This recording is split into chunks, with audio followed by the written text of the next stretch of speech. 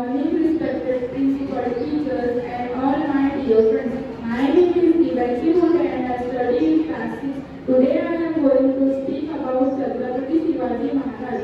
Chhatrapati Shivaji Maharaj was a great leader and brave warrior. He was born on 19 February 1638, Shivneri 14, Maharashtra. His father name was Shamaji Bhonsle and his mother name was Jijabai. Jijabai taught Shivaji Maharaj to always fight God's side no matter what challenge or face. He always believed in equality and justice.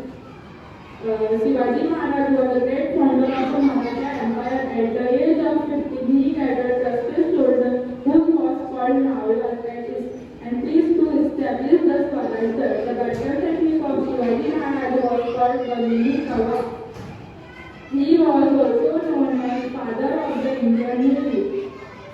Shivaji Maharaj lived in last on 3rd April 1680 at Raigad Fort. Thank you.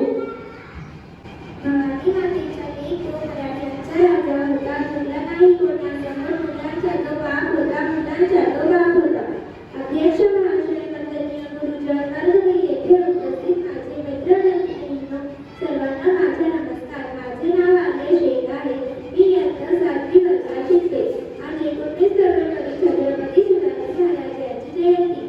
ही जयंती आपण शिवजयंती म्हणून उत्साहाने साजरी करीत आहोत. प्रथम सर्वांना शिवाजी जयंतीची हार्दिक शुभेच्छा.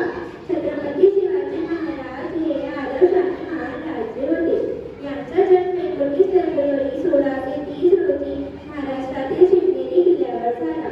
यांच्या वडिलांचे नाव शहाजीराजे भोसले आणि आईचे नाव जिजाबाई होते.